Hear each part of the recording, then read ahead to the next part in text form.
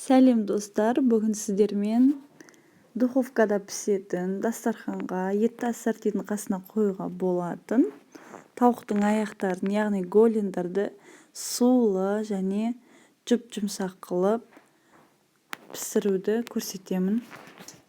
Алдымен ол үшін тауықтың аяқтарын жақсылап жуып, суын сырғытып аламыз.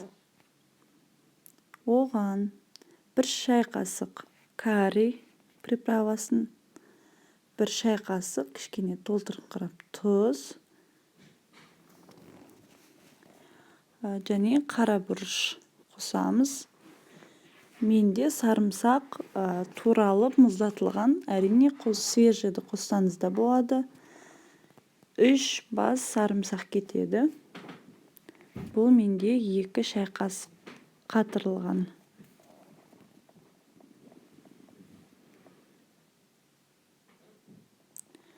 Және 1 кеседей майонезді қосып, жақсылап приправалары барлық тауықтың аяқтарына жағылуы керек. Жақсылап араластырамыз.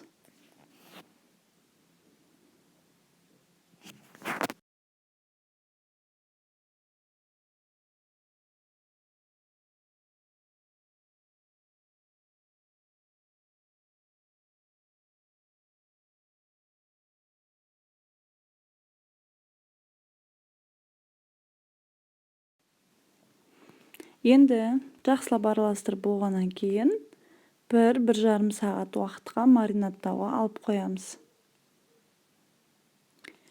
Менде тауықтың аяқтары 1,5 сағат уақыттай тұрып қалды.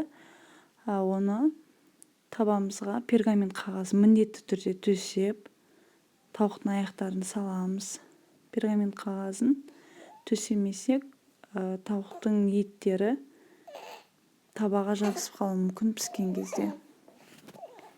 Енді оны 1 сағат уақытқа духовкада 200 градуста пісіруге саламыз.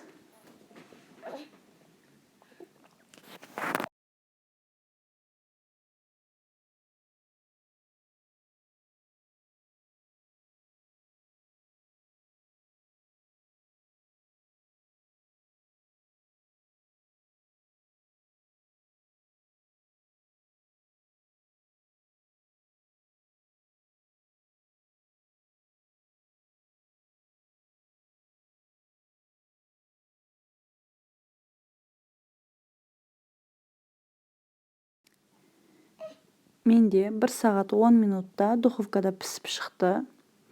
Өте жұмсақ, қып-қызыл және сырты қытырлақ болып пісті.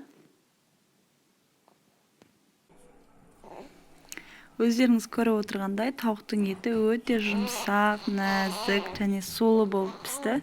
Осы рецептпен дайындап көрулеріңізді сұраймын. Рецептің ұнаған болса, лайк басып комментарий қалдырыңыздар. Сау болыңыздар.